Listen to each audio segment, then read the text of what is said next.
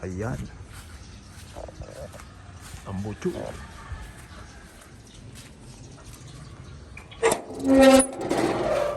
Boss. Laki pala nito, ano?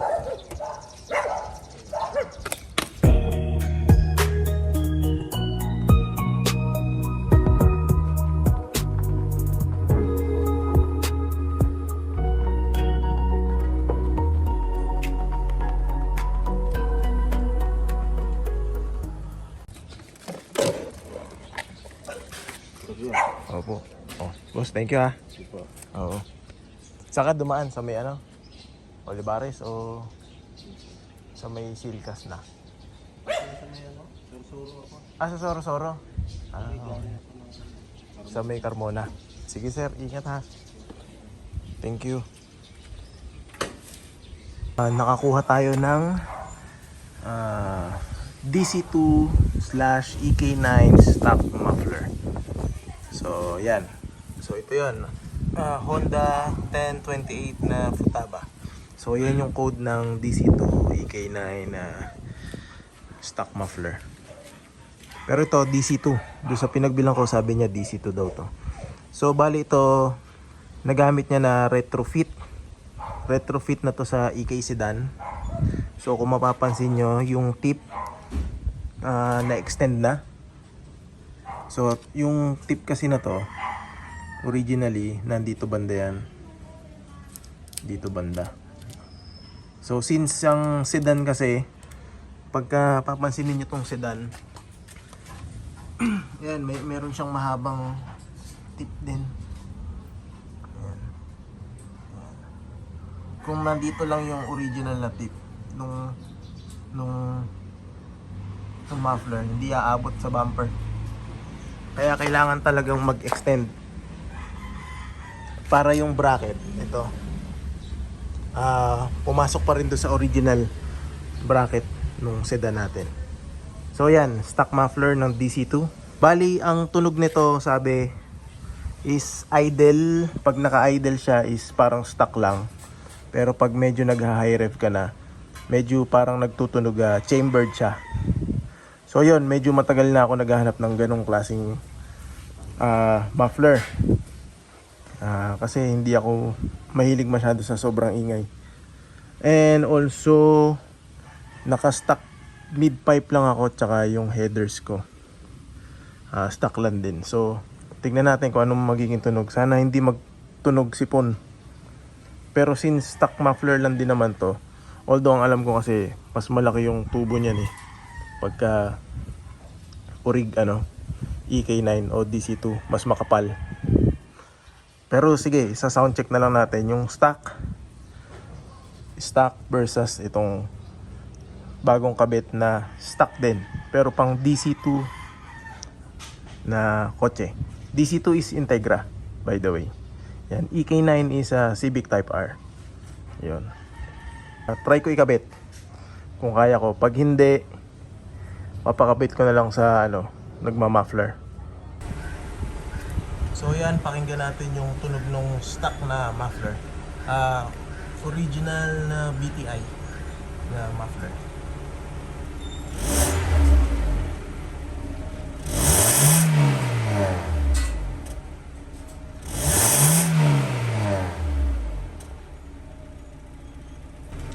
So yan yung tunog ng stock na BTI muffler. So tatry ko ikabit yung DC2. Sana medyo magkaroon ng sporty na tunog. Medyo may growl ng konti, no? Tsaka sana hindi siya sinisipon.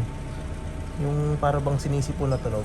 Kasi nga hindi ako magpapalit ng header tsaka ng mid pipe.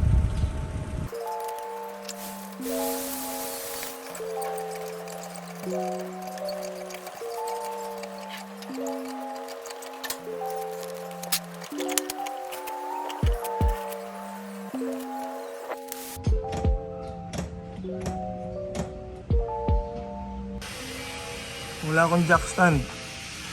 Kaya ko na lang itong gulong. Yan. Bali yan, kailangan natin ng 12mm bolt para matanggal yan, yung sa flange.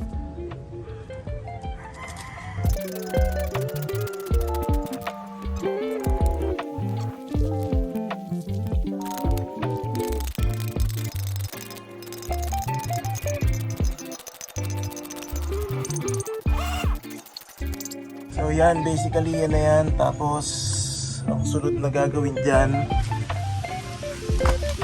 tatanggalin na lang itong rubber na bracket. Yan. Tanggalin natin.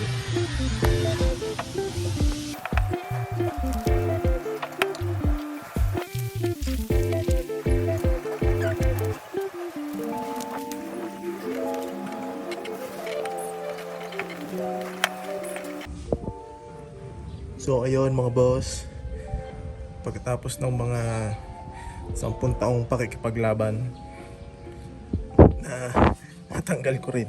Ay, hirap nito. Kung magpapalit kayo, pagawa nyo na lang sa muffler shop. So mga boss, ito yung luma. Tignan natin yung code nito. Honda SG 517 Sankey.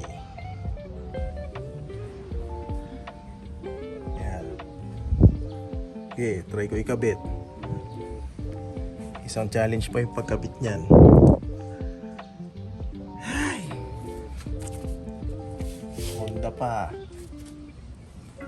Okay. Isa.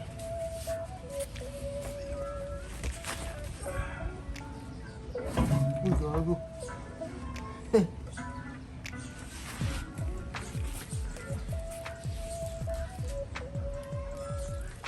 Mahirap pala to mga paps. Try natin ikabit. Ulit, take 2. Gamitan ko ng langis.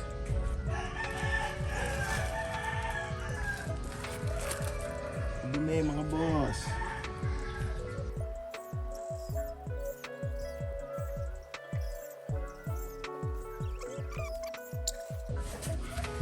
Okay, take 2.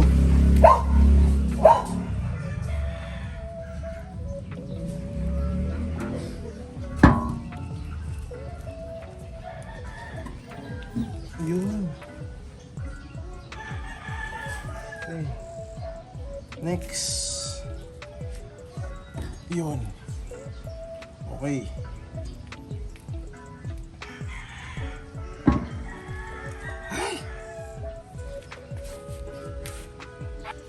So ayan mga paps, nahook ko na. Ang susunod na lang is ito. So may flange. Tutornilyo ko na lang yan. Tapos ayan yung itsura niya. Sound check natin yan pagkatapos.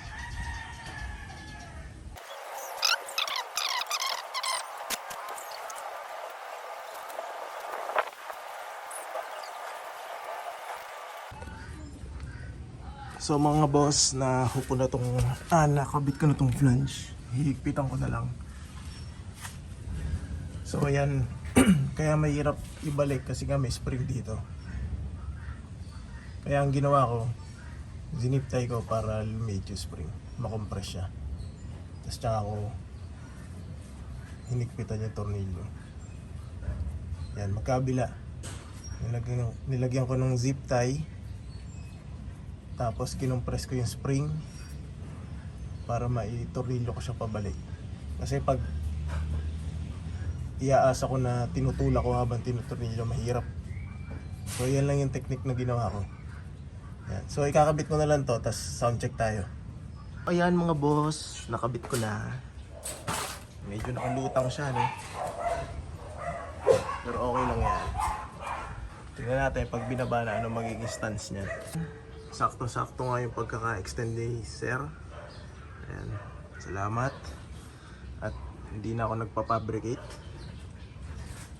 Tapos dito rin, bali yan, dito ko na lang i-adjust yan. Para kung sakaling kailangan ko pa siyang ipaling ng konti. Ayan. Yan, sound check natin.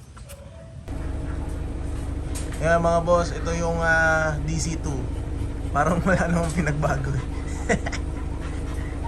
Kasi siguro hindi ako nagpalit ng mid pipe tsaka nung header. I-rev ko ng 5K.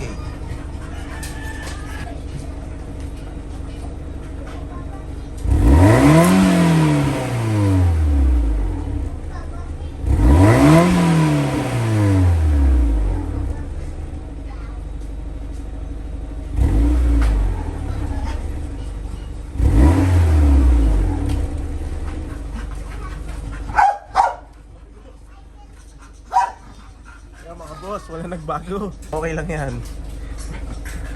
Jaforms. Jaforms is the way. So ayan mga boss, yun lang yung pinagkaiba niya. Konti. Mga ganyan lang, gabuhok lang na pinagkaiba. Yan, masaya naman kasi aesthetic. Aesthetic yan. Tsaka ayoko naman talaga ng yung sobrang ingay. Ito naman parang sobrang tahimik pa din. Pero pagka nag-high rev ka, yun, medyo lumalabas yung tunog niya. Yan. Yung sa kapatid ko, maingay yung sa kanya eh. Sa akin, ito, okay lang yan. Masaya na tayo dyan. Stock lang, pang tatay. Para hindi tayo pagalitan ng asawa natin. So, yan.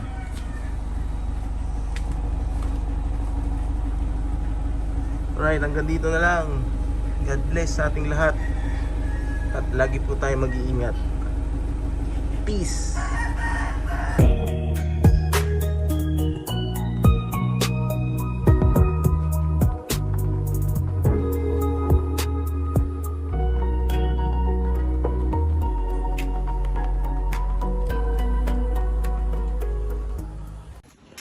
O yan mga boss, napansin namin medyo naging bassy naman yung tunog na, pero konting-konti lang. Okay na yan. Hindi naman tayo racing eh.